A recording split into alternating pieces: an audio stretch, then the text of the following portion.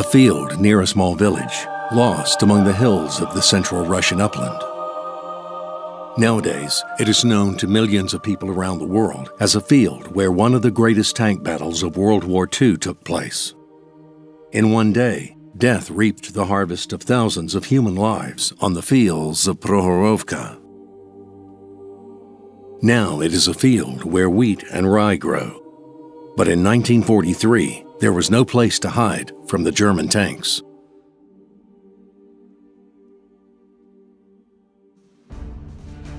By the middle of 1943, the situation on all fronts turned to the advantage of the USSR. From the moment of Stalingrad's counterattack till March 1943, the Soviet forces defeated a total of 100 enemy divisions. To prevent further deterioration on the southern wing of the German front, the German commanders brought in fresh forces and started advancing against the southwestern Soviet front. On March 16th, the SS Armored Corps conquered Kharkov, and on March 18th, Belgorod. Yet they couldn't advance any further to the north. At that moment, the situation at the Kursk salient became stable. Both sides were preparing for the decisive clash. The German command decided to carry out an offensive, codenamed Operation Citadel, in order to surround and eliminate large groups of Soviet forces by performing strikes from the north, from the Ural region, and from the south, where Belgorod is located. For this attack, the German command had 900,000 soldiers and officers, 10,000 artillery units, and 2,700 tanks. The operation was planned for the middle of May. Hitler was convinced that the sheer size of his army and the suddenness of the attack would bring victory to the Germans. However, Operation Citadel was delayed for more than 2 months until enough vehicles were produced. In particular, Tiger and Panther tanks. This gave the Soviet army a chance to prepare for the battle. To oppose the German forces, the Soviet command gathered almost 1,300,000 soldiers and officers, 25,000 artillery units, and over 3,000 tanks. The Soviet Center Front Army, commanded by Rokossovsky, defended the northern face of the Kursk salient, while the Voronezh Front Army, commanded by General Vatutin, defended the south. These forces were supported by the Steppe Front, led by Colonial General Konev. By the beginning of the summer of 1943, the Soviet forces focused their tank and anti-tank units at the most dangerous points, planted over 400,000 mines, and dug out over 10,000 kilometers of trenches. Finally, they were prepared for the German attack that started in early morning on July 5, 1943. During the next week, the Kursk battle grew wilder and wilder. The SS Tank and Panzer Grenadier divisions broke through the first defensive line after hard battles and went in 35 kilometers deep. The Prokhorovka clash was to become the turning point of these bloody battles. At Prokhorovka, the Germans gathered and threw into battle all their tank units that remained after those hard battles.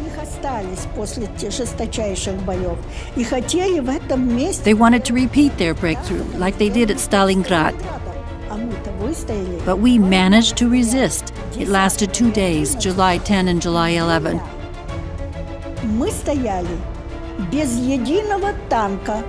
With no tanks at all. We only had anti-tank rifles and grenades.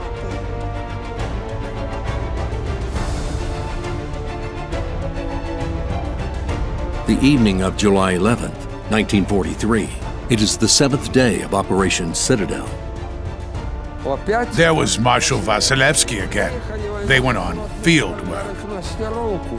They marked the deployment line, marked everything, and started reporting.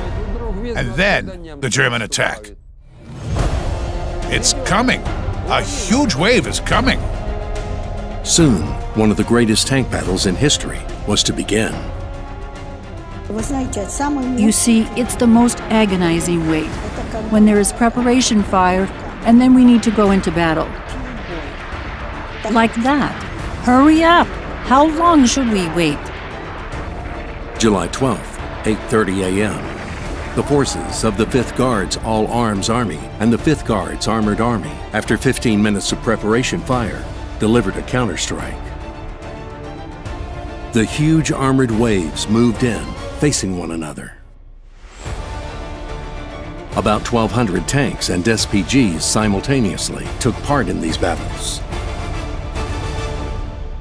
The largest tank battle in history unfolded on a field near Prokhorovka, between the railway and the bend of the river Psol. There they go, the two sides. They shoot, one dies, another dies. Those who remain move on, and their ways cross like that. So I found myself at the left flank, just like that. When our T-70s entered the battle, a shell hit our left track. We didn't manage to turn the tank in time, so the track broke. Our mechanic and I replaced it quickly. He continued fixing and adjusting, and I took the levers. And I see the German tanks coming. They were not Tigers, but some weaker tanks, apparently. I had some smoke bombs and grenades in the tank. I lit one up and put it in the turret as if the tank was burning. I put one more smoke grenade, another one, and looked through the slit in front of me. Enemy tanks kept coming. This meant they were closer to me. So I shoot 3 times, one after another, and 3 German tanks were destroyed. It was a horrible battle. Tanks exploded and armor burst because of close-ranged shots. There were tremendous losses of armored vehicles on both sides. There is a well-known peak there, 226 meters high, the Shperny Field, where our division lost 82% of its personnel. Yet we resisted, and the Germans didn't pass. By the end of the day, after 11 hours of bloodshed, neither side had conquered even a small piece of land.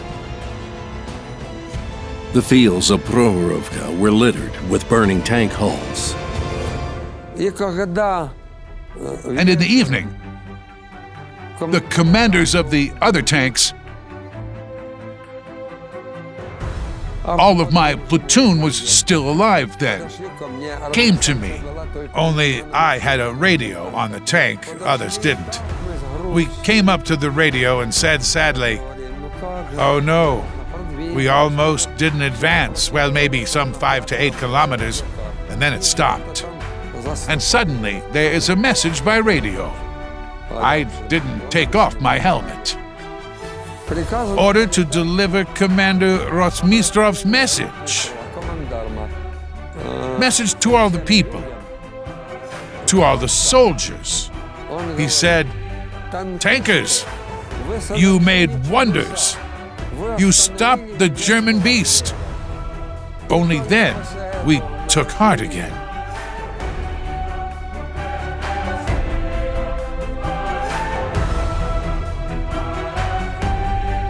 Due to the resistance of the Soviet troops, none of the German divisions achieved their intended objective.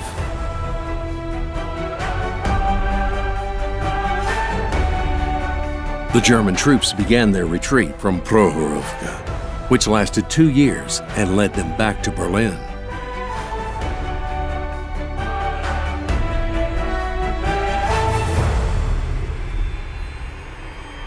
There are certain historic events that change the lives of millions of people dramatically and leave an indelible mark on our memories. Such was the Battle of Prokhorovka.